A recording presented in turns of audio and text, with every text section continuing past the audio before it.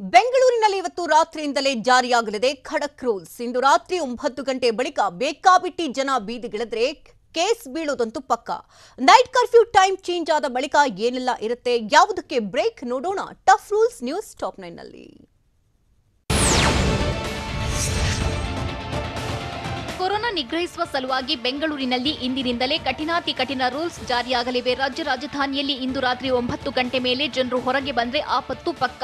ಬೆಂಗಳೂರಿನಲ್ಲಿ night curfew ಜೊತೆಗೆ weekend curfew ಕೂಡ ಜಾರಿಯಾಗಿದೆ. ಮನೆಯಿಂದ ಸುಖ ಸುಮ್ಮನೆ ಹೊರಗೆ ಬಂದ್ರೆ ಹುಷಾರ್, ಯಾಕಂದ್ರೆ ಮಾಸ್ಕ್ ಹಾಕದೆ ದೈಹಿಕ ಅಂತರ ಪಾಲಿಸದಿದ್ರೆ ದಂಡ ಬೀಳೋದು ಪಕ್ಕ.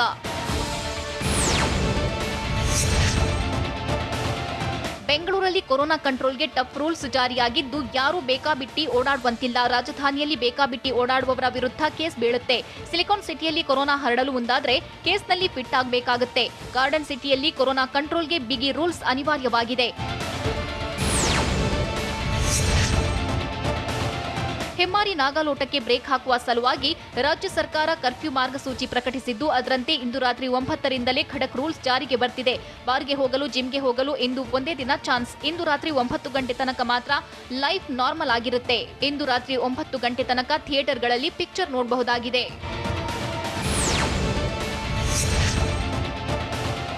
ಇಂದು ರಾತ್ರಿಯಿಂದಲೇ ಕಟ್ಟುನಿಟ್ಟಿನ ರೂಲ್ಸ್ ಜಾರಿಯಾಗ್ತಿರೋದ್ರಿಂದ ರಾತ್ರಿ ವೇಳೆ ಬಾರ್ಗಳಲ್ಲಿ ಕುಳಿತು ಪಾರ್ಟಿ ಮಾಡೋಕೆ ಆಗಲ್ಲ. ರಾಜ್ಯಾದ್ಯಂತ ಬಾರ್ಗಳಲ್ಲಿ ಸೆಟ್ಟಿಂಗ್ಗೆ ಅವಕಾಶವೇ ಇಲ್ಲವಾಗಿದೆ. ಬಾರ್ ಅಂಡ್ ರೆಸ್ಟೋರೆಂಟ್ಗಳಲ್ಲಿ ಪಾರ್ಸೆಲ್ಗಷ್ಟೇ ಪರ್ಮಿಷನ್ ಇರುತ್ತೆ.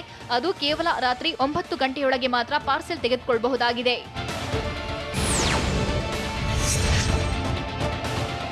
ಇನ್ನು ವೀಕೆಂಡ್ನಲ್ಲಿ ಶಾಪಿಂಗ್ ಮಾಡೋಣ ಅಂತ ಪ್ಲಾನ್ ಮಾಡ್ಕೊಂಡಿದ್ರೆ ಇವತ್ತೇ ಬೇಗ ಶಾಪಿಂಗ್ ಮುಗಿಸಿಕೊಂಡು ಬಿಡಿ. ವೀಕ್ ಡೇಸ್ನಲ್ಲೂ ಇರಲ್ಲ, ವೀಕೆಂಡ್ನಲ್ಲೂ ಶಾಪಿಂಗ್ ಮಾಡೋಕೆ ಅವಕಾಶ ಇರೋದಿಲ್ಲ. ಯಾಕಂದ್ರೆ ಇಂದು ರಾತ್ರಿ 9 ಗಂಟೆಗೆ ಶಾಪಿಂಗ್ ಮಾಲ್ಗಳು ಕ್ಲೋಸ್ ಆಗಲಿವೆ. ನಾಳೆಯಿಂದ ಶಾಪಿಂಗ್ ಮಾಲ್, ಶಾಪಿಂಗ್ ಕಾಂಪ್ಲೆಕ್ಸ್ ಬಂದ್ ಆಗಲಿದ್ದು, ಇಂದು ರಾತ್ರಿ 9 ಗಂಟೆಯಿಂದ ಮೇ 4ರವರೆಗೂ ಬಂದ್ ಆಗಿರಲಿವೆ.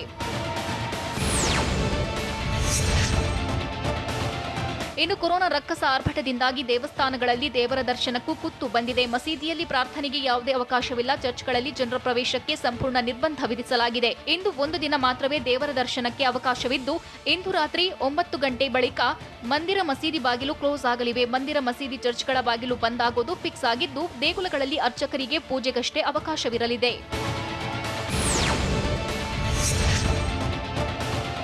ಕೊರೋನಾ ಅಬ್ಬರದ ಮಧ್ಯೆಯೂ ಹಳಿಗೆ ಬರ್ತಿದ್ದ ಶಿಕ್ಷಣ ವ್ಯವಸ್ಥೆ ಮೇಲೆ ಕೊರೋನಾ ಕರಿನೆರಳು ಬಿದ್ದಿದೆ. ತಿಂಗಳ ಹಿಂದೆ ಬಾಗಿಲು ತೆರೆದಿದ್ದ ಶಾಲೆಗಳಿಗೆ ಮತ್ತೆ ಬೀಗ ಬಿದ್ದಿದೆ.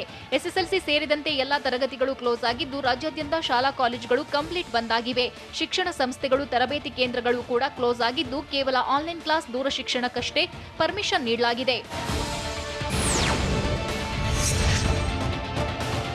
ನೈಟ್ ಕರ್ಫ್ಯೂ ಜಾರಿಯಾಗ್ತಿದ್ರೂ ಸಹ ಪ್ರಯಾಣಿಕರು ಯಾವುದೇ ಟೆನ್ಷನ್ ಮಾಡಿಕೊಳ್ಳೋದು ಬೇಡ. ಯಾಕಂದ್ರೆ ಬಸ್ ಓಡಾಟ ಎಂದಿನಂತೆಯೇ ಇರುತ್ತೆ. ಆದರೆ ಪ್ರಯಾಣದ ವೇಳೆ ಕೆಲ ಕಂಡೀಷನ್ಸ್ ಮಾತ್ರ ಅಪ್ಲೈ ಆಗುತ್ತೆ. ಅಂತರ್ಜಿಲ್ಲಾ ಪ್ರಯಾಣಕ್ಕೆ ಯಾವುದೇ ನಿರ್ಬಂಧವಿಲ್ಲ. ಬಸ್, ಮ್ಯಾಕ್ಸಿ ಕ್ಯಾಬ್ಗಳಲ್ಲಿ 50% ಅವಕಾಶವಿದ್ದು, ಟಿಟಿ ಹಾಗೂ ಮೆಟ್ರೋದಲ್ಲಿ 50% ಆಸನ ಭರ್ತಿಗೆ ಅನುಮತಿ ನೀಡಲಾಗಿದೆ.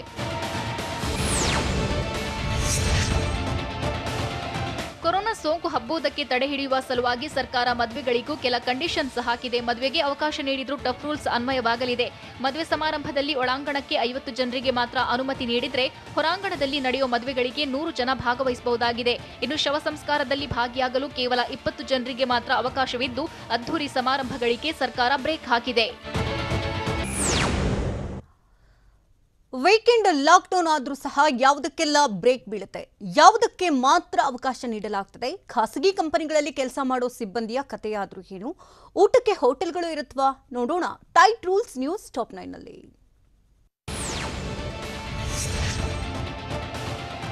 ನೈಟ್ ಕರ್ಫ್ಯೂ ಜಾರಿಯಾದ್ರೂ ಸಹ ಖಾಸಗಿ ಸಂಸ್ಥೆಗಳಲ್ಲಿ ಅಗತ್ಯವಿದ್ದಷ್ಟು ಸಿಬ್ಬಂದಿ ಎಂಟ್ರಿಗೆ ಮಾತ್ರ ಅವಕಾಶವಿದೆ. ಐಟಿಬಿಟಿ ಸಿಬ್ಬಂದಿಗೆ ವರ್ಕ್ ಫ್ರಂ ಹೋಮ್ ನೀಡಲೇಬೇಕು. ಇನ್ನು ಐಟಿಬಿಟಿ ಸಿಬ್ಬಂದಿಗೆ ಕಚೇರಿಗಳಿಗೆ ತೆರಳಲು ಅನುಮತಿ ಸಿಕ್ಕಿಲ್ಲ. ಟೆಲಿಕಾಂ, ಇಂಟರ್ನೆಟ್ ಸರ್ವಿಸ್ ಸಂಸ್ಥೆ ಸಿಬ್ಬಂದಿಗೆ ಆಫೀಸ್ಗೆ ತೆರಳಲು ಅವಕಾಶವಿದೆ. ಸ್ವಂತ ವಾಹನಗಳಲ್ಲಿ ಓಡಾಡಲು ಟೆಲಿಕಾಂ ಸಿಬ್ಬಂದಿಗೆ ಪರ್ಮಿಷನ್ ಇದೆ.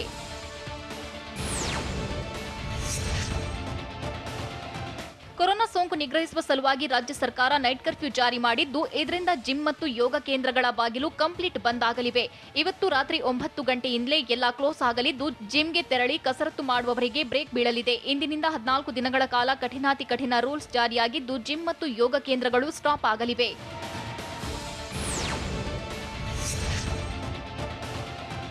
ಸರ್ಕಾರದ ಹೊಸ ಮಾರ್ಗಸೂಚಿಯ ಪ್ರಕಾರ ಬೆಂಗಳೂರು ಸೇರಿ ರಾಜ್ಯಾದ್ಯಂತ ಸ್ವಿಮ್ಮಿಂಗ್ ಪೂಲ್ಗಳು ಕ್ಲೋಸ್ ಆಗಲಿವೆ. ಸ್ವಿಮ್ಮಿಂಗ್ ತರಬೇತುದಾರರಿಗೆ ಮಾತ್ರ ಸರ್ಕಾರ ಅವಕಾಶ ಕೊಟ್ಟಿದ್ದು, ಇಂದು ರಾತ್ರಿ 9 ಗಂಟೆಯಿಂದ ಸ್ವಿಮ್ಮಿಂಗ್ ಪೂಲ್ಗಳು ಬಂದ್ ಆಗಲಿದೆ.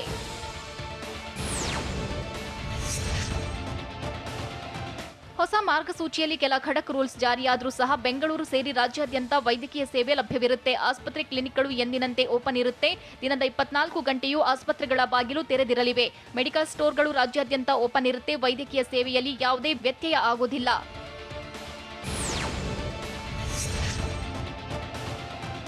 ನೈಟ್ ಕರ್ಫ್ಯೂ ಮತ್ತು ವೀಕೆಂಡ್ ಲಾಕ್ಡೌನ್ನಿಂದಾಗಿ ವಾಹನ ಸವಾರರಿಗೆ ಪೆಟ್ರೋಲ್ ಡೀಸೆಲ್ ಸಿಗಲ್ಲ ಅನ್ನೋ ಟೆನ್ಷನ್ ಬೇಡ. ಯಾಕಂದ್ರೆ ವೀಕೆಂಡ್ ಲಾಕ್ಡೌನ್ ಇದ್ರೂ ಸಹ ರಾಜ್ಯದ ಎಲ್ಲೆಡೆ ಪೆಟ್ರೋಲ್ ಡೀಸೆಲ್ ಸಿಗಲಿದೆ. ಅಡುಗೆ ಗ್ಯಾಸ್, ಪೆಟ್ರೋಲ್ ಬಂಕ್ ದಿನದ 24 ಗಂಟೆಯೂ ಸೇವೆ ನೀಡಲು ಸರ್ಕಾರ ಅವಕಾಶ ನೀಡಿದೆ.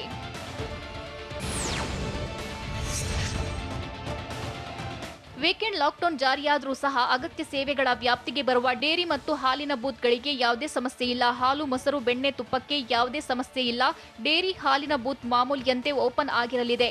ಎಂದಿನಂತೆ ಮನೆ ಬಾಗಿಲಿಗೆ ಬರಲಿದೆ ಹಾಲು, ಮೊಸರು. ಹಾಲಿನ ಬೂತ್ ಅಂಗಡಿಗಳಲ್ಲೂ ಹಾಲು ದೊರೆಯಲಿದೆ.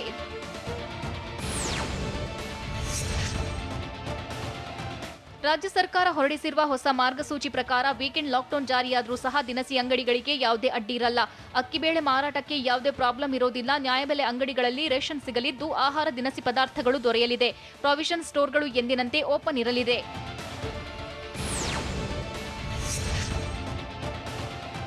ಶುಕ್ರವಾರ, ಶನಿವಾರ, ಭಾನುವಾರ ವೀಕೆಂಡ್ ಕರ್ಫ್ಯೂ ರೂಲ್ಸ್ ಜಾರಿಯಾಗಲಿದೆ. ವೀಕೆಂಡ್ ಕರ್ಫ್ಯೂ ಅಂದ್ರೆ ಹಗಲು ಹೊತ್ತಿನಲ್ಲೂ ಕಠಿಣ ರೂಲ್ಸ್ ಜಾರಿಯಾಗಲಿದೆ. ವಾರದಲ್ಲಿ 3 ದಿನ ಜನರು ಬೇಕಾಬಿಟ್ಟಿ ಓಡಾಡುವಂತಿಲ್ಲ. ಬೆಳಗ್ಗೆ 6 ಗಂಟೆಯಿಂದ ರಾತ್ರಿ 9 ಗಂಟೆವರೆಗೂ ಟಫ್ ರೂಲ್ಸ್ ಜಾರಿಯಾಗಲಿದ್ದು, ಹೊಸ್ತಿಲು ದಾಟುವವರು ಪೊಲೀಸರಿಗೆ ಸೂಕ್ತ ಕಾರಣ ತಿಳಿಸಬೇಕು. ಬೇಕಾಬಿಟ್ಟಿ ರೋಡಿಗೆ ಬಂದ್ರೆ ಪೊಲೀಸರು ಗ್ರಹಚಾರ ಬಿಡಿಸ್ತಾರೆ. ಬೆಂಗಳೂರಿಗರ ವೀಕೆಂಡ್ ಮಸ್ತಿಗೆ ಕರ್ಫ್ಯೂ ಕಂಪ್ಲೀಟ್ ಬ್ರೇಕ್ ಹಾಕಿದೆ.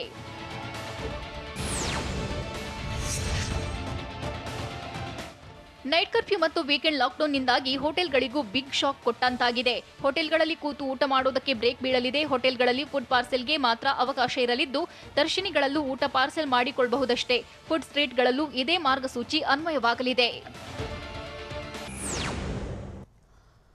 ಕೊರೋನಾದಿಂದ ಕರುಳು ಹಿಂಡುವಂತಿದೆ ಸೋಂಕಿತರ ಕುಟುಂಬಸ್ಥರ ಹೀನಾಯ ಸ್ಥಿತಿ. ಸತ್ತವರ ಕುಟುಂಬದಿಂದಲೂ ಹಣ ಪೀಕ್ತಿದ್ದಾರೆ ಆಂಬ್ಯುಲೆನ್ಸ್ ಸಿಬ್ಬಂದಿಗಳು.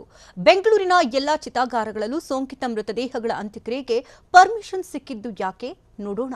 ಹೆಣಗಾಟ ನ್ಯೂಸ್ ಟಾಪ್ 9ನಲ್ಲಿ. ಕ್ರೂರಿ ಕೊರೋನಾ ವೈರಸ್ ರಾಜಧಾನಿ ಜನರ ರಕ್ತವನ್ನ ಇಂಚಿಂಚು ಹೀರ್ತಿದೆ. ಬೆಂಗಳೂರಿನ ಚಿತ್ರಣ ಕ್ಷಣ ಕ್ಷಣಕ್ಕೂ ನರಕವಾಗುತ್ತಾ ಸಾಕ್ತಿದೆಯಾ ಅನ್ನೋದಕ್ಕೆ ಈ ದೃಶ್ಯವೇ ಸಾಕ್ಷಿ. ಹೌದು, ಬೆಂಗಳೂರಿನಲ್ಲಿ ಘನಘೋರ ಮತ್ತು ಅತ್ಯಂತ ಭಯಾನಕ ಘಟನೆಯೊಂದು ನಡೆದಿದೆ. ಈ ಸ್ಟೋರಿ ನೋಡಿದ್ರೆ ನಿಮ್ಮ ಮನ ಕಲಕದೇ ಇರದು. ಎಂಥವರ ಕಣ್ಣಾಲೆಗಳು ಒದ್ದೆಯಾಗುವಂತಿದೆ. ಈ ಕಣ್ಣೀರ ಕಥೆ ಎಂಥವರನ್ನೂ ಕಾಡದೇ ಇರಲ್ಲ.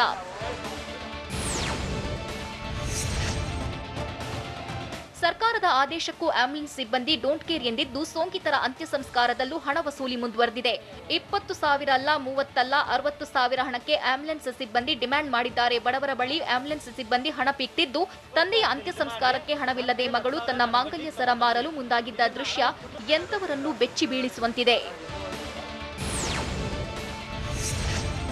ನಿನ್ನೆ ರಾತ್ರಿ ಕೊರೋನಾದಿಂದ ಸೋಂಕಿತ ಮತ್ತೀಕೆರೆಯ ತನ್ನ ಮನೆಯಲ್ಲಿ ಕೊನೆಯುಸಿರು ಎಳೆದಿದ್ದು, ಜೀವ ಇರಬಹುದು ಎಂದು ಮಗಳು ಆಸ್ಪತ್ರೆಗೆ ಕರೆತಂದಿದ್ರು. ಆದರೆ ವೈದ್ಯರು ಚೆಕ್ ಮಾಡಿ ಮೃತಪಟ್ಟಿದ್ದಾರೆ ಎಂದು ತಿಳಿಸಿದ್ರು. ಬಳಿಕ ಹೆಬ್ಬಾಳದ ನಂದನ ಆಂಬ್ಯುಲೆನ್ಸ್ ಸರ್ವಿಸ್ಗೆ ಶಿಫ್ಟ್ ಮಾಡಲಾಯಿತು. ಕುಮಾರ್ ಆಂಬ್ಯುಲೆನ್ಸ್ ಮಾಲೀಕತ್ವದ ನಂದನ ಆಂಬ್ಯುಲೆನ್ಸ್ ಅಲ್ಲೇ ಇದ್ದ ಖಾಸಗಿ ಶವಾಗಾರದಲ್ಲಿ ಮೃತದೇಹವನ್ನ ಇಟ್ಟಿದ್ರು. ಮೃತದೇಹ ಇಡಲು ಅಂತ್ಯ ಸಂಸ್ಕಾರಕ್ಕೆ 60,000ಕ್ಕೆ ಬೇಡಿಕೆ ಇಟ್ಟಿದ್ದು, 3,500 ರೂಪಾಯಿ ಚಾರ್ಜ್ಗೆ 60,000 ಡಿಮ್ಯಾಂಡ್ ಮಾಡಲಾಗಿದೆ. ಆಂಬ್ಯುಲೆನ್ಸ್ ಸಿಬ್ಬಂದಿ ಕ್ರೂರವಾಗಿ ವರ್ತಿಸಿದ್ದಾರೆ ಅಂತ ಹೇಳಿದ್ರೆ 40,000 ಕೊಡದಿದ್ರೆ ಹೆಬ್ಬಾಳ ಫ್ಲೈಓವರ್ ಕೆಳಗೆ ಮೃತದೇಹವನ್ನ ಬಿಟ್ಟು ಹೋಗ್ತೀವಿ ಅಂತ ಹೇಳಿದ್ದಾರೆ. 60,000 ಬದಲು 40,000 ಕೊಡುವಂತೆ ಒತ್ತಾಯಿಸಿದ್ದಾರೆ. ಮೃತ ಸೋಂಕಿತನ ಮಗಳಿಗೆ ಆಂಬ್ಯುಲೆನ್ಸ್ ಮಾಲೀಕ ಡಿಮ್ಯಾಂಡ್ ಮಾಡಿದ್ದು, ಜೈ ಹನುಮಾನ್ ಖಾಸಗಿ ಆಂಬ್ಯುಲೆನ್ಸ್ ಮಾಲೀಕರಿಂದ ಸುಲಿಗೆ ನಡೆದಿದೆ. ಟಿವಿ9 ಕ್ಯಾಮೆರಾದಲ್ಲಿ ಆಂಬ್ಯುಲೆನ್ಸ್ ಸಿಬ್ಬಂದಿ ಹಣ ವಸೂಲಿ ಬಯಲಾಗಿದ್ದು, ಟಿವಿ9 ಕ್ಯಾಮೆರಾ ನೋಡಿದ ಬಳಿಕ ಆಂಬ್ಯುಲೆನ್ಸ್ ಸಿಬ್ಬಂದಿ ತಂಡ ಹೊಡೆದು 13,000 ಕಟ್ಟಿಸಿಕೊಂಡು ಮೃತದೇಹ ನೀಡಿದ್ದಾರೆ. ಬೆಂಗಳೂರಿನ 7 ಚಿತಾಗಾರಗಳಲ್ಲಿ ಅಂತ್ಯಕ್ರಿಯೆಗೆ ಅವಕಾಶ ಇತ್ತು. ಆದರೆ ದಿನೇ ದಿನೇ ಕೊರೋನಾ ಸೋಂಕು ಹೆಚ್ಚಾಗ್ತಿದ್ದು ಇನ್ಮುಂದೆ 13 ಚಿತಾಗಾರಗಳಲ್ಲಿ ಸಂಸ್ಕಾರಕ್ಕೆ ಅನುಮತಿ ನೀಡಲಾಗ್ತಿದೆ ಅಂತ ಬೆಂಗಳೂರಲ್ಲಿ ಡಿಸಿಎಂ ಅಶ್ವಥ್ ನಾರಾಯಣ್ ಹೇಳಿದ್ದಾರೆ. ಪ್ರತಿದಿನ 90ಕ್ಕೂ ಹೆಚ್ಚು ಸೋಂಕಿತರು ಬೆಂಗಳೂರಿನಲ್ಲೇ ಮೃತಪಟ್ಟಿದ್ದಾರೆ. ಹೀಗಾಗಿ ಒಂದು ಡೆಡ್ ಬಾಡಿಯ ಅಂತ್ಯ ಸಂಸ್ಕಾರಕ್ಕೆ 1.5 ಗಂಟೆ ಕಾಲಾವಕಾಶ ತೆಗೆದುಕೊಳ್ಳುತ್ತೆ. ಹೀಗಾಗಿ ನಾನು ಬಿಬಿಎಂಪಿ ಕಮಿಷನರ್ಗೆ ಹೇಳಿದ್ದೀನಿ, ಬೆಂಗಳೂರಿನ ಎಲ್ಲ 13 ಚಿತಾಗಾರಗಳಲ್ಲೂ ಅನುಮತಿ ನೀಡಿ ಅಂತ ಡಿಸಿಎಂ ಅಶ್ವಥ್ ನಾರಾಯಣ್ ಹೇಳಿದ್ರು. ಕೊರೋನಾ ಸೋಂಕು ಬಂದ ಮೇಲೆ ಬೆಂಗಳೂರಿನ ಚಿತಾಗಾರಗಳು ಸಿಕ್ಕಾಪಟ್ಟೆ ಬ್ಯುಸಿಯಾಗಿವೆ. ಅದರಲ್ಲೂ ಮೇಡಿಹಳ್ಳಿ ಚಿತಾಗಾರದಲ್ಲಿ ಕೆಲಸ ಮಾಡುವ ಸಿಬ್ಬಂದಿ ಅರೆಕ್ಷಣವೂ ಫ್ರೀ ಇಲ್ಲದೆ ಸೋಂಕಿತರ ಶವಗಳನ್ನು ಅಂತ್ಯಕ್ರಿಯೆ ಮಾಡ್ತಿದ್ದಾರೆ. ಇಂದು ಮತ್ತೆ ಚಿತಾಗಾರ ಓಪನ್ ಮಾಡಿದ ಸಿಬ್ಬಂದಿ ದೂರದಿಂದ ಬಂದವರಿಗೆ ತೊಂದರೆಯಾಗದಂತೆ ಎಂದಿನಂತೆ ಕಾರ್ಯನಿರ್ವಹಿಸಲು ಚಿತಾಗಾರ ಸಿಬ್ಬಂದಿ ಮುಂದಾದ್ರು. ಮೇಡಿ ಅಗ್ರಹಾರ ಚಿತಾಗಾರದಲ್ಲಿ ಒಟ್ಟು 9 ಸಿಬ್ಬಂದಿಗಳು ಕೆಲಸ ಮಾಡ್ತಿದ್ದಾರೆ. ಬೆಂಗಳೂರಿನ ಮೇಡಿ ಅಗ್ರಹಾರ ಚಿತಾಗಾರದಲ್ಲಿ ಸೋಂಕಿತರ ಶವಗಳು ಹೆಚ್ಚಾಗಿದ್ರಿಂದಾಗಿ ಆರಂಭದಲ್ಲಿ ಚಿತಾಗಾರದ ಮುಖ್ಯ ಗೇಟ್ ಅನ್ನ ಸಿಬ್ಬಂದಿ ಕ್ಲೋಸ್ ಮಾಡಿದ್ರು. ನಾವು ಇಡೀ ರಾತ್ರಿ ಚಿತಾಗಾರದಲ್ಲಿ ಕೆಲಸ ಮಾಡಿದ್ದೇವೆ, ನಾವು ಮನುಷ್ಯರೇ, ನಮಗೂ ವಿಶ್ರಾಂತಿ ಬೇಕು ಅಂತ ಸಿಬ್ಬಂದಿ ಹೇಳಿದ್ರು. ಆರಂಭದಲ್ಲಿ ಯಂತ್ರ ಕೆಟ್ಟೋಗಿದೆ, ಬೇರೆ ಕಡೆ ಹೋಗಿ ಎಂದು ಸಬೂಬು ಹೇಳಿದ್ರು. ಆರೋಗ್ಯ ಸಚಿವ ಸುಧಾಕರ್ ಆಸ್ಪತ್ರೆಗಳಿಗೆ ಭೇಟಿ ಕೊಡ್ತಾರೆ, ಇಲ್ಲಿಗೆ ಬಂದು ನಮ್ಮ ಕಷ್ಟ ಏನೆಂದು ಗಮನ ಹರಿಸಲಿ ಅಂತ ಸಚಿವರು ಅಧಿಕಾರಿಗಳ ವಿರುದ್ಧ ಆಕ್ರೋಶ ಹೊರಹಾಕಿದ್ರು. ಬೆಂಗಳೂರಿನ ಮೇಡಿ ಅಗ್ರಹಾರ ಚಿತಾಗಾರದ ಬಳಿ ಸೋಂಕಿತರ ಸಂಬಂಧಿಕರು ನಿರ್ಲಕ್ಷ್ಯ ತೋರುತ್ತಿದ್ದಾರೆ. ಎಲ್ಲೆಂದರಲ್ಲಿ ಮಾಸ್ಕ್ ಮತ್ತು ಗ್ಲೌಸ್ ಬಿಸಾಡ್ತಿದ್ದಾರೆ. ಅಂತ್ಯಕ್ರಿಯೆ ಬಳಿಕ ಚಿತಾಗಾರದ ಬಳಿ ಮಾಸ್ಕ್ ಮತ್ತು ಗ್ಲೌಸ್ಗಳನ್ನು ಬಿಸಾಡಿ ಹೋಗಿದ್ದಾರೆ. ಚಿತಾಗಾರ ಸಿಬ್ಬಂದಿಯಿಂದಲೇ ಮಾಸ್ಕ್, ಗ್ಲೌಸ್ ವಿಲೇವಾರಿ ಮಾಡಲಾಯಿತು.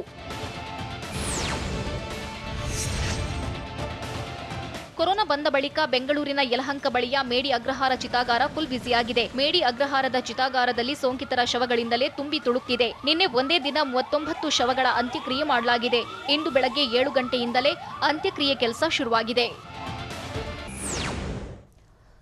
ಕೊರೋನಾ ನಿಯಂತ್ರಿಸಲು ಬಿಬಿಎಂಪಿ ಅಲರ್ಟ್ ಆಗಿದ್ದು ಹೇಗೆ? ನೈಟ್ ಕರ್ಫ್ಯೂ ಮೇಲೆ ಪಾಲಿಕೆ ಹೇಗೆ ಕಣ್ಣಿಡಲಿದೆ? ಬೆಂಗಳೂರಲ್ಲಿ ಮಾರುಕಟ್ಟೆ ವಿಕೇಂದ್ರೀಕರಣ ಆಗುವುದು ಹೇಗೆ? ನೋಡೋಣ ಬಿಬಿಎಂಪಿ ಅಲರ್ಟ್ ನ್ಯೂಸ್ ಟಾಪ್ 9 ನಲ್ಲಿ.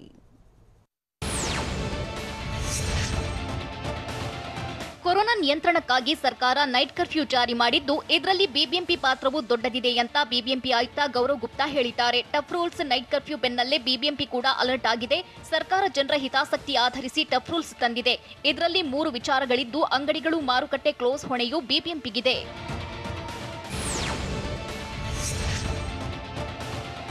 ಪ್ರತಿನಿತ್ಯವೂ ಬೆಂಗಳೂರಿಗರ ಮೇಲೆ ಬಿಬಿಎಂಪಿ ಕಣ್ಣಿಡಲೇಬೇಕಿದೆ. ಪೊಲೀಸರಿಗೆ ಸಂಪೂರ್ಣ ಸಹಕಾರ ಕೊಡುವುದು, ಹೋಟೆಲ್, ರೆಸ್ಟೋರೆಂಟ್, ಸಾರ್ವಜನಿಕ ಸ್ಥಳಗಳಲ್ಲಿ ಮಾಸ್ಕ್ ಹಾಗೂ ಸಾಮಾಜಿಕ ಅಂತರ ಕಾಯ್ದಿದ್ರೆ ದಂಡ ಹಾಗೂ ಕೇಸ್ ದಾಖಲಿಸುವುದು, ಸರ್ಕಾರಿ ಕಚೇರಿಗಳ ಸಿಬ್ಬಂದಿ 50% ಇರುವಂತೆ ನೋಡಿಕೊಳ್ಳಬೇಕು. ಹೋಟೆಲ್, ಪಾರ್ಸೆಲ್ ಮೇಲೂ ಪಾಲಿಕೆ ಅಧಿಕಾರಿಗಳೇ ನಿಗಾ ಇಡಬೇಕಾಗಿದೆ.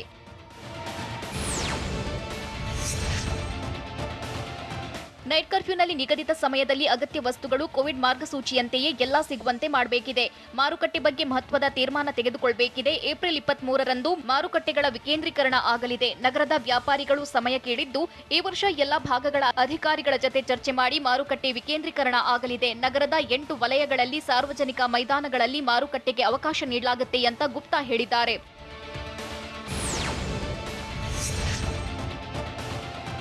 ಕೊರೋನಾ ಸೋಂಕು ಹೆಚ್ಚಾಗಿದ್ರಿಂದಾಗಿ ಬೆಂಗಳೂರಿನ ಚಿತಾಗಾರಗಳ ಮೇಲೆ ಭಾರಿ ಒತ್ತಡ ಇದೆ ಅಂತ ಬಿಬಿಎಂಪಿ ಆಯುಕ್ತ ಗೌರವ್ ಗುಪ್ತಾ ಹೇಳಿದ್ದಾರೆ. ನಗರದ ಹೊರವಲಯಗಳ ಶವಗಳನ್ನ ಅಲ್ಲೇ ವಿಲೇವಾರಿ ಮಾಡಬೇಕು. ಸ್ಮಶಾನದ ಮೇಲೆ ಏಕಾಏಕಿ ಒತ್ತಡ ಇದೆ. ಹೀಗಾಗಿ ಬಿಬಿಎಂಪಿ ವತಿಯಿಂದ ಹೊರವಲಯದವರೆಗೂ ಮಾಹಿತಿ ನೀಡಲಾಗುತ್ತದೆ ಅಂತ ಗುಪ್ತಾ ಹೇಳಿದ್ದಾರೆ.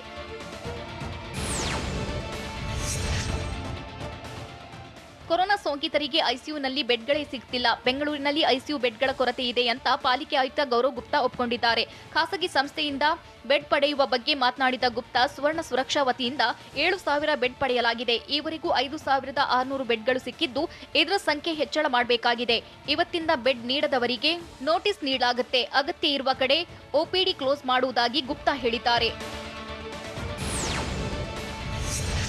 ಜನರು ಕೊರೋನಾ ಪಾಸಿಟಿವ್ ಬಂದ ತಕ್ಷಣವೇ ಆಸ್ಪತ್ರೆಗಳಿಗೆ ದಾಖಲಾಗ್ತಿದ್ದಾರೆ. ಹೀಗಾಗಿ ಬೆಡ್ಗಳಿಗೆ ಕೊರತೆಯಾಗ್ತಿದೆ ಅಂತ ಹೇಳಿದ ಗೌರವ್ ಗುಪ್ತಾ, ಕೊರೋನಾ ಬಂದ ತಕ್ಷಣ ಮನೆಯಲ್ಲಿ ಇದ್ದು ಗುಣಮುಖರಾಗಿ ಅಂತ ಹೇಳಿದ್ರು. ಬೆಡ್ ಬೇಕು ಎನ್ಬೇಡಿ. ಅಧಿಕಾರಿಗಳು, ಡಾಕ್ಟರ್ಗಳಿಗೂ ಕೊರೋನಾ ಬಂದಿದ್ದು, ನಾವುಗಳು ಮನೆಯಲ್ಲಿ ಚಿಕಿತ್ಸೆ ಪಡೆಯುತ್ತಿದ್ದೀವಿ ಅಂತ ಗೌರವ್ ಗುಪ್ತಾ ಹೇಳಿದ್ರು.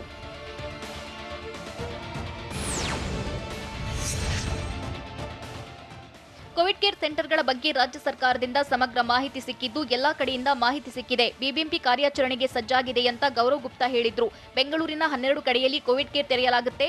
ಈಗಾಗಲೇ 10 ಕಡೆ ಈಗಷ್ಟೇ ಆರಂಭ ಆಗಬೇಕಿದೆ ಕೋವಿಡ್ ಸೆಂಟರ್ಗಳು. ಕಳೆದ ವರ್ಷದಂತೆ ಈ ವರ್ಷ ಹೋಲಿಕೆ ಮಾಡುವುದು ಸರಿಯಲ್ಲ.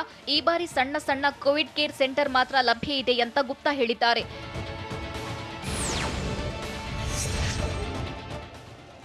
ಬೆಂಗಳೂರಿನಲ್ಲಿ ಕೊರೋನಾ ಸೋಂಕಿತರಿಗೆ ಬಿಯು ನಂಬರ್ ನೀಡಲು ಟೆಕ್ನಿಕಲ್ ಪ್ರಾಬ್ಲಮ್ ಎದುರಾಗ್ತಿದೆ. 2 ದಿನ ನಿರಂತರವಾಗಿ ತೊಂದರೆಯಾಗ್ತಿದೆ ಅಂತ ಬಿಬಿಎಂಪಿ ಆಯುಕ್ತ ಗೌರವ್ ಗುಪ್ತಾ ಹೇಳಿದ್ರು. ಈಗ ಈ ತಾಂತ್ರಿಕ ಸಮಸ್ಯೆ ಬಗೆಹರಿಸಲಾಗಿದೆ. ಬಿಯು ನಂಬರ್ ಜನರೇಟ್ ಆಗ್ತಿದ್ದು ಯಾವುದೇ ಸಮಸ್ಯೆ ಇಲ್ಲ ಅಂತ ಗೌರವ್ ಹೇಳಿದ್ರು.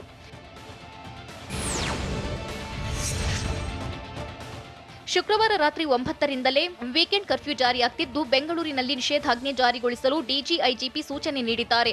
ಎಲ್ಲಾ ಎಸ್ಪಿ, ನಗರ ಪೊಲೀಸ್ ಆಯುಕ್ತರಿಗೆ ನಿಷೇಧಾಜ್ಞೆ ಜಾರಿಗೊಳಿಸುವಂತೆ ಡಿಜಿಐಜಿಪಿ ಪ್ರವೀಣ್ ಸೂದ್ ಖಡಕ್ ಸೂಚನೆ ನೀಡಿದ್ದಾರೆ. ದೇಶದಲ್ಲಿ ಕೊರೋನಾ ವೈರಸ್ ಸುಂಟರಗಾಳಿ ಹೇಗಿದೆ? ದೇಶದಲ್ಲಿ ಮೆಡಿಕಲ್ ಆಕ್ಸಿಜನ್ ಕೊರತೆ ಎದುರಾಗಿದೆಯಾ? ಖಾಸಗಿ ಆಸ್ಪತ್ರೆಗಳಲ್ಲಿ ವ್ಯಾಕ್ಸಿನ್ ದುಬಾರಿಯಾಗಲಿದೆಯಾ? ನೋಡೋಣ ಹೆಮ್ಮಾರಿ ಅಟ್ಟಹಾಸ ನ್ಯೂಸ್ ಟಾಪ್ 9ನಲ್ಲಿ.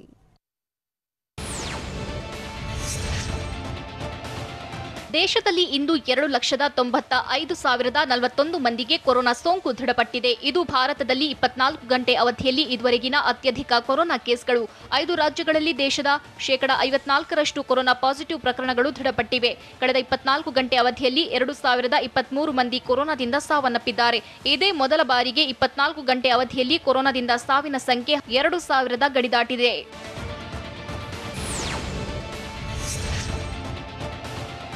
ರಾಷ್ಟ್ರ ರಾಜಧಾನಿ ದೆಹಲಿಯಲ್ಲಿ ಮೆಡಿಕಲ್ ಆಕ್ಸಿಜನ್ ಕೊರತೆ ಎದುರಾಗಿದೆ. ದೆಹಲಿಯಲ್ಲಿ ಮೆಡಿಕಲ್ ಆಕ್ಸಿಜನ್ ಎಮರ್ಜೆನ್ಸಿ ಸ್ಥಿತಿ ಎದುರಾಗಿದೆ ಎಂದು ದೆಹಲಿ ಸಿಎಂ ಅರವಿಂದ್ ಕೇಜ್ರಿವಾಲ್ ಹೇಳಿದ್ದಾರೆ. ದೆಹಲಿಯಲ್ಲಿ 26 ಐಸಿಯು ಬೆಡ್ ಮಾತ್ರ ಇದೆ.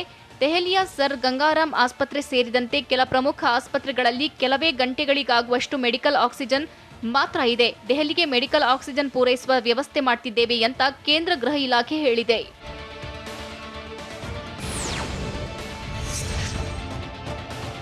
ದೇಶದಲ್ಲಿ ಕೊರೋನಾ ಲಸಿಕೆಯ ಉತ್ಪಾದನೆ ಹೆಚ್ಚಳಕ್ಕೆ ಪ್ರಧಾನಿ ಮೋದಿ ಸೂಚಿಸಿದ್ದಾರೆ. ಆದರೆ ದೇಶದಲ್ಲಿ ತಕ್ಷಣವೇ ಲಸಿಕೆಯ ಉತ್ಪಾದನೆ ಹೆಚ್ಚಳವಾಗಲ್ಲ.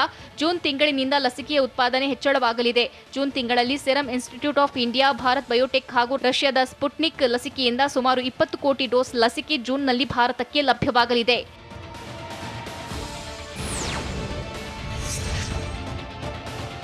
ಮೇ 1ರಿಂದ ಕೇಂದ್ರ ಸರ್ಕಾರವು ದೇಶದ ಖಾಸಗಿ ಆಸ್ಪತ್ರೆಗಳಿಗೆ ಕೊರೋನಾ ಲಸಿಕೆಯನ್ನು ಪೂರೈಸಲ್ಲ. ಖಾಸಗಿ ಆಸ್ಪತ್ರೆಗಳು ನೇರವಾಗಿ ಲಸಿಕೆ ಉತ್ಪಾದಕ ಕಂಪನಿಗಳಿಂದಲೇ ಲಸಿಕೆ ಖರೀದಿಸಬೇಕು. ಖಾಸಗಿ ಆಸ್ಪತ್ರೆ ಮತ್ತು ಮುಕ್ತ ಮಾರುಕಟ್ಟೆಯಲ್ಲಿ ಲಸಿಕೆಯನ್ನ ಹೆಚ್ಚಿನ ಬೆಲೆಗೆ ಮಾರಾಟ ಮಾಡಲು ಅವಕಾಶ ನೀಡಬೇಕೆಂದು ಲಸಿಕೆ ತಯಾರಿಕಾ ಕಂಪನಿಗಳು ಕೇಂದ್ರ ಸರ್ಕಾರವನ್ನ ಕೋರಿವೆ.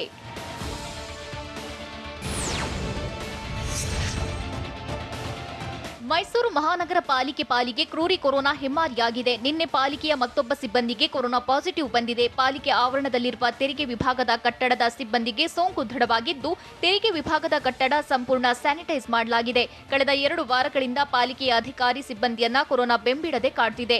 2 ವಾರಗಳಲ್ಲಿ ಪಾಲಿಕೆಯ 25ಕ್ಕೂ ಹೆಚ್ಚು ಮಂದಿಗೆ ಕೊರೋನಾ ಪಾಸಿಟಿವ್ ಬಂದಿದೆ. ಬಹುತೇಕ ಮಂದಿ ಆರೋಗ್ಯದಲ್ಲಿ ಚೇತರಿಕೆ ಕಂಡು ಬಂದಿದ್ರೆ 2 ಪಾಲಿಕೆ ಸಿಬ್ಬಂದಿ ಸೋಂಕಿನಿಂದ ಸಾವನ್ನಪ್ಪಿದ್ದಾರೆ.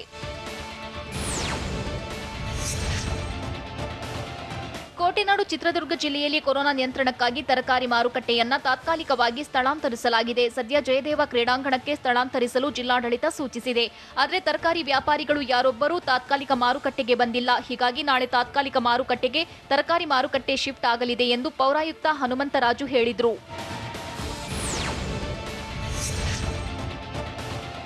ಬಾಗಲಕೋಟೆ ಜಿಲ್ಲೆ ಇಳಕಲ್ ನಗರದ ವಿವಿಧ ಹಾಸ್ಟೆಲ್ಗಳಲ್ಲಿ ಕೊರೋನಾ ಸೋಂಕು ಅಬ್ಬರಿಸುತ್ತಲೇ ಇದೆ. ಸೋಂಕಿತರ ಸಂಖ್ಯೆ 11ಕ್ಕೆ ಏರಿಕೆಯಾದಂತಾಗಿದೆ. ಅಲ್ಪಸಂಖ್ಯಾತ ಮೆಟ್ರಿಕ್ ನಂತರದ ಬಾಲಕರ ಹಾಸ್ಟೆಲ್ನಲ್ಲಿ 8 ವಿದ್ಯಾರ್ಥಿಗಳಿಗೆ ಸೋಂಕು ದೃಢಪಟ್ಟಿದೆ. ಪಕ್ಕದ ಹಿಂದುಳಿದ ವರ್ಗದ ಮೆಟ್ರಿಕ್ ನಂತರದ ಬಾಲಕಿಯರ ಹಾಸ್ಟೆಲ್ನಲ್ಲಿ 3 ವಿದ್ಯಾರ್ಥಿನಿಯರಿಗೆ ಸೋಂಕು ಹೊಕ್ಕಿದೆ. ಅಲ್ಪಸಂಖ್ಯಾತ ಹಾಸ್ಟೆಲ್ನಲ್ಲಿ 5 ಸೋಂಕಿತ ವಿದ್ಯಾರ್ಥಿಗಳಿಗೆ ಪ್ರತ್ಯೇಕ ಕೊಠಡಿಯಲ್ಲಿ ಐಸೋಲೇಷನ್ ಮಾಡಲಾಗಿದ್ದು 3 ವಿದ್ಯಾರ್ಥಿಗಳು ಮನೆಗೆ ತೆರಳಿದ್ದಾರೆ.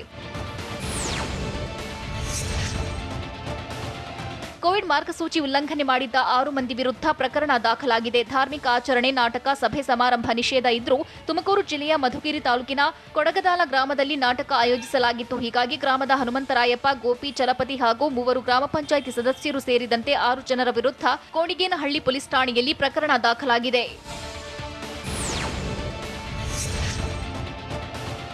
ಹುಬ್ಬಳ್ಳಿ ಧಾರವಾಡ ಅವಳಿ ನಗರದಲ್ಲೂ ಕೊರೋನಾ ಹಿಮ್ಮಾರಿ ದಿನೇ ದಿನೇ ತನ್ನ ರುದ್ರ ನರ್ತನ ತೋರುತ್ತಿದೆ. ಹೀಗಾಗಿ ಮಾಸ್ಕ್ ಧರಿಸಿ ಅಂತ ಹೇಳಿದ ಮಹಿಳಾ ಎಎಸ್ಐ ಜೊತೆ ಬೈಕ್ ಸವಾರ ವಾಗ್ವಾದ ನಡೆಸಿದ್ದಾನೆ. ಹುಬ್ಬಳ್ಳಿ ನಗರದ ಕಮರಿಪೇಟೆ ಪೊಲೀಸ್ ಸ್ಟೇಷನ್ ಬಳಿ ಘಟನೆ ನಡೆದಿದ್ದು, ಮಾಸ್ಕ್ ಧರಿಸದ ಬೈಕ್ ಸವಾರನಿಗೆ ಎಎಸ್ಐ ಬೈಕ್ ತಡೆದು ದಂಡ ಹಾಕೋಕೆ ಮುಂದಾಗಿದ್ರು. ಆದ್ರೆ ದಂಡ ಹಾಕಲು ಹಣವಿಲ್ಲ ಅಂತ ಯುವಕ ವಾಗ್ವಾದ ನಡೆಸಿದ್ದ. ಕೊನೆಗೆ ನೀನು ದಂಡ ಕಟ್ಟೋದು ಬೇಡ, ಮೊದಲು ಮಾಸ್ಕ್ ಧರಿಸಿ ಜೀವ ಉಳಿಸಿಕೋ ಅಂತ ಬುದ್ಧಿವಾದ ಹೇಳಿದ್ದಾರೆ. ಬೆಂಗಳೂರಿನಲ್ಲಿ ಇನ್ಮುಂದೆ ಸೋಂಕಿತರಿಗೆ ಬೆಡ್ ಸಮಸ್ಯೆ ಆಗೋದೇ ಇಲ್ವಾ? ಸರ್ಕಾರ ಲಾಕ್ಡೌನ್ ಮಾಡುವ ಚಿಂತನೆಯಿಂದ ಏಕಾಏಕಿ ಯೂಟರ್ನ್ ಹೊಡೆದಿದ್ದಾದ್ರೂ ಹೇಗೆ? ಸೋಂಕಿನ ವಿರುದ್ಧ ಹೋರಾಡಲು ಜನರೇ ಸಹಕಾರ ಕೊಡಬೇಕು ಅಂತ ಹೇಳಿದ್ಯಾರು? ನೋಡೋಣ ಕೊರೋನಾ ಸುಳಿ ನ್ಯೂಸ್ ಟಾಪ್ 9 ನಲ್ಲಿ. ಕೊರೋನಾ ಸೋಂಕು ಹೆಚ್ಚಾದ ಬೆನ್ನಲ್ಲೇ ಖಾಸಗಿ ಆಸ್ಪತ್ರೆಗಳಲ್ಲಿ ಬೆಡ್ಗಳ ಸಮಸ್ಯೆ ಎದುರಾಗಿದೆ. ಈ ಬಗ್ಗೆ ಸ್ಪಷ್ಟನೆ ನೀಡಿದ ಆರೋಗ್ಯ ಸಚಿವ ಡಾಕ್ಟರ್ ಕೆ ಸುಧಾಕರ್, ಬೆಂಗಳೂರಿನ 8 ವಲಯಗಳಿಗೆ 8 ಸಚಿವರಿಗೆ ಉಸ್ತುವಾರಿ ನೀಡಲಾಗಿದ್ದು, ಸಚಿವರು ಖಾಸಗಿ ಆಸ್ಪತ್ರೆಗಳಲ್ಲಿ ಬೆಡ್ ಕೊಡಿಸುವ ವ್ಯವಸ್ಥೆ ಮಾಡಲಿದ್ದಾರೆ ಅಂತ ಹೇಳಿದ್ರು. ಇತರೆ ರೋಗಿಗಳಿಗೆ ಚಿಕಿತ್ಸೆ ಕೊಡಿಸುವ ಕೆಲಸವನ್ನು ಅವರೇ ಮಾಡ್ತಾರೆ ಅಂತ ಸುಧಾಕರ್ ಹೇಳಿದ್ರು.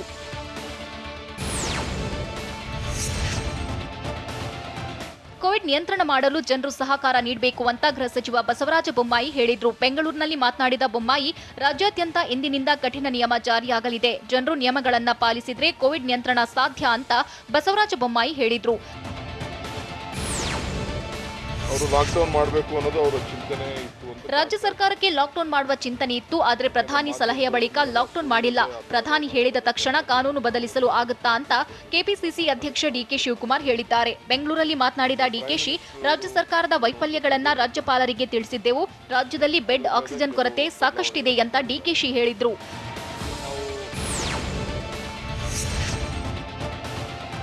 ರಾಜ್ಯದಲ್ಲಿ ಕೊರೋನಾಗೆ ಬ್ರೇಕ್ ಹಾಕಲು ಸಾಧ್ಯವಾಗದೇ ಇರುವುದು ರಾಜ್ಯ ಸರ್ಕಾರದ ವೈಫಲ್ಯ ಅಂತ ಕೆಪಿಸಿಸಿ ಅಧ್ಯಕ್ಷ ಡಿಕೆ ಶಿವಕುಮಾರ್ ಹೇಳಿದ್ರು. ತಜ್ಞರ ಸಮಿತಿಯ ವರದಿಯಂತೆ ನಿರ್ಧರಿಸಲು ಹೇಳಿದ್ದೆವು, ಆದರೆ ಮೋದಿ ಹೇಳಿದ ಬಳಿಕ ನಿರ್ಧಾರ ಬದಲಿಸಿದ್ದಾರೆ.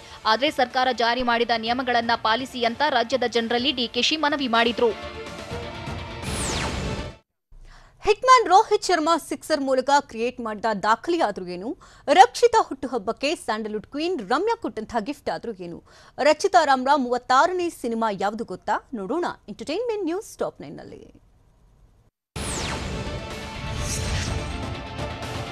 ಡೆಲ್ಲಿ ಸ್ಪಿನ್ನರ್ ಅಮಿತ್ ಮಿಶ್ರಾ ಕೈಚಳಕಕ್ಕೆ ಮುಂಬೈ ಇಂಡಿಯನ್ಸ್ ಕಂಗಾಲಾಗಿ ಹೋಯಿತು. 4 ಓವರ್ಗಳಲ್ಲಿ 24 ರನ್ ನೀಡಿದ ಮಿಶ್ರಾ ಟಾಪ್ ಆರ್ಡರ್ನ 4 ಬ್ಯಾಟ್ಸ್ಮನ್ಗಳನ್ನ ಬಲಿ ಪಡೆದ್ರು. ಇದರೊಂದಿಗೆ ಮುಂಬೈ ಇಂಡಿಯನ್ಸ್ 137 ರನ್ಗೆ ಆಲ್ಔಟ್ ಆಯಿತು. ಡೆಲ್ಲಿ ಕ್ಯಾಪಿಟಲ್ಸ್ ಇನ್ನೂ 5 ಬಾಲ್ ಬಾಕಿ ಇರುವಂತೆಯೇ ಗೆಲುವು ಸಾಧಿಸಿತು.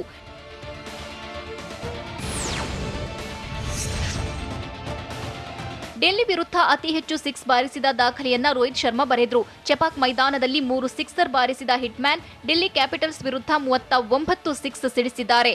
37 ಸಿಕ್ಸರ್ ಬಾರಿಸಿರೋ ಕ್ರಿಸ್ ಗೇಲ್ 2ನೇ ಸ್ಥಾನದಲ್ಲಿದ್ದಾರೆ.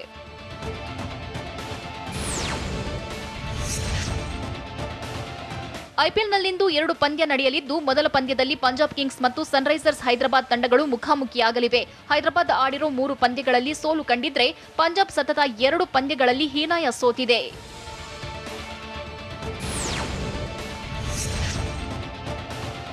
ಚೆನ್ನೈ ಚೆಪಾಕ್ ಮೈದಾನದಲ್ಲಿ ನಡೆಯೋದ್ರಲ್ಲಿ ಪಂಜಾಬ್ ವಿರುದ್ಧ ಹೈದರಾಬಾದ್ ಗೆಲುವಿನ ಫೇವರಿಟ್ ತಂಡವಾಗಿದೆ. 2 ತಂಡಗಳು ಒಟ್ಟು 16 ಪಂದ್ಯಗಳಲ್ಲಿ ಎದುರಾಗಿವೆ. ಸನ್ರೈಸರ್ಸ್ ಹೈದರಾಬಾದ್ 11 ಪಂದ್ಯಗಳನ್ನ ಗೆದ್ದಿದ್ರೆ, ಪಂಜಾಬ್ ಕಿಂಗ್ಸ್ ಕೇವಲ 5ರಲ್ಲಿ ಗೆಲುವು ಸಾಧಿಸಿದೆ.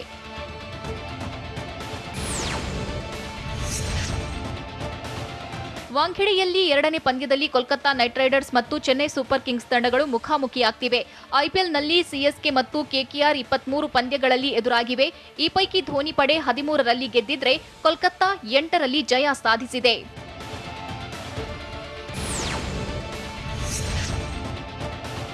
ಕೊರೋನಾ 2ನೇ ಅಲೆಯ ಆಕ್ರಮಣಕ್ಕೆ ಜನ ನಲುಗಿ ಹೋಗ್ತಿದ್ದಾರೆ. ಈ ಬಗ್ಗೆ ತಮ್ಮ ಅಭಿಪ್ರಾಯ ಹೇಳಿಕೊಂಡಿರೋ ನಟ ದುನಿಯಾ ವಿಜಯ್, ಕೊರೋನಾ ಕಟ್ಟಿ ಹಾಕಲು ಲಾಕ್ಡೌನ್ ಸೂಕ್ತ ಎಂದಿದ್ದಾರೆ. ಸರ್ಕಾರ ಲಾಕ್ಡೌನ್ ನಿರ್ಧಾರ ತೆಗೆದುಕೊಂಡ್ರೆ ಉತ್ತಮ ಎಂದು ಟ್ವೀಟ್ ಮಾಡಿದ್ದಾರೆ.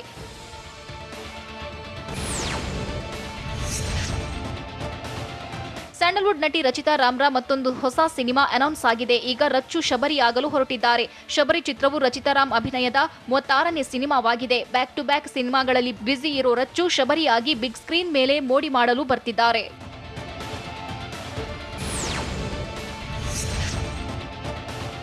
ಸರ್ಕಾರವಾರಿ ಪಾಠ ಚಿತ್ರದ ನಂತರ ಮಹೇಶ್ ಬಾಬುಗೆ ರಾಜಮೌಳಿ ಆಕ್ಷನ್ ಕಟ್ ಹೇಳ್ತಾರೆ ಅನ್ನೋ ಸುದ್ದಿ ಇತ್ತು.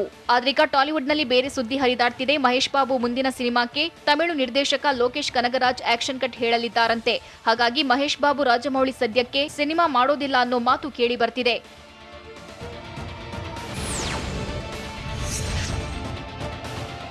ಸ್ಯಾಂಡಲ್ವುಡ್ನ ಸುಂಟರಗಾಳಿ ರಕ್ಷಿತಾ ಹುಟ್ಟುಹಬ್ಬಕ್ಕೆ ಶುಭ ಕೋರಿದ್ದ ನಟಿ ರಮ್ಯಾ ವಿಶೇಷ ಉಡುಗೊರೆಯೊಂದನ್ನ ನೀಡಿದ್ದಾರೆ. ತಮ್ಮ ಗೆಳತಿಗೆ ಸೀರೆಯನ್ನ ಉಡುಗೊರೆಯಾಗಿ ನೀಡಿದ್ದಾರೆ. ಈ ಬಗ್ಗೆ ರಕ್ಷಿತಾ ಸಾಮಾಜಿಕ ಜಾಲತಾಣದಲ್ಲಿ ಖುಷಿ ಹಂಚಿಕೊಂಡಿದ್ದಾರೆ. ತನ್ನಂ ತನನಂ ಚಿತ್ರದಲ್ಲಿ ಒಟ್ಟಿಗೆ ನಟಿಸಿದಾಗಿನಿಂದ ಇವರಿಬ್ಬರ ಸ್ನೇಹ ಮತ್ತಷ್ಟು ಗಾಢವಾಗಿದೆ.